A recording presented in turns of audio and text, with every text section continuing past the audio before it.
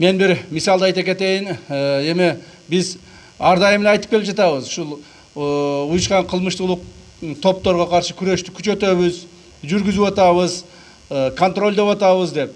Бирок бүгүнкү күндөгү жүргүзүлүп аткан жумуш бул таптакыр өзүнүн идеясы менен, өзүнүн формасы менен өзгөчөлөнөт. Себеби бүгүнкү күндө биз мындан ары мамлекетибизде уюшкандык кылмыштуу топтор болбойт деп бардыгына жарыяладык. Жана ошол сөзүбүзгө турушубуз керек. Бир эле мисалды айтайын, жакынкы эле күндөрдө биз республика боюнча бардык ошол уюшкан кылмыштуу топторго, коррупцияга, мыйзамдуулукту бузууга катышы бар мамлекеттик кызматкерлерди аныктап чыктык. Бүгүнкү күндө Райымбек Матраимовго байланыштуу болгон 92 мамлекеттик кызматкерди аныктадык. Көлбаевга байланыштуу болгон 60 кызматкерди биз аныктадык. Андан сырткары таможня органдарынан 50 кызматкерди аныктадык. Ошентип 202 мамлекеттик кызматкер уюшкан кылмыштуулук топко, криминалдык элементтерге жана коррупцияга байланыштуу кызматтарынан алынып жатат. Бул деген, бул масштабтуу жумуштун бардыгы ошол мамлекетибиздеги ар бир мамлекеттик органды тазалоонун негизинде болуп атат. Мындан ары сиздердин кызматыңыздар, сиздердин жасап аткан ишиңизде түздөн түз ушуга байланыштуу болуш керек.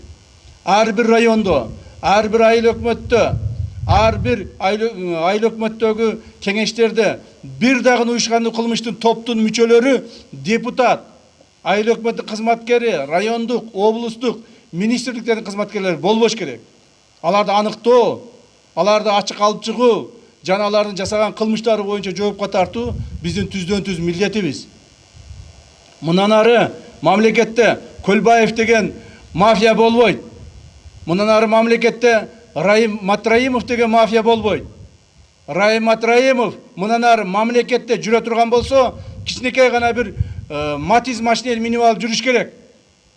Мындан ары Райым Матраимовдун кланы, анын байлыгы, анын кылмыштуу түрдө топтогон байлыктары мамлекеттин өсүп өнүгүшүнө тоскоол жаратып, же ички биздин саясий иштерибизге тоскоол кыла албаш керек.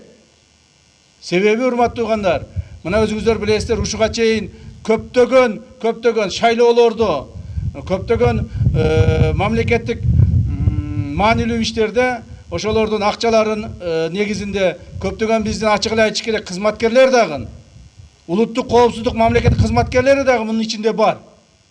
Ошолордун акчаларына берилип кеткендер бар. Ошолордун акчаларынын негизинде аларга кызмат көрсөтүп жүргөндөр бар. Дагы бир жолу баса белгилеп айтып кетейин.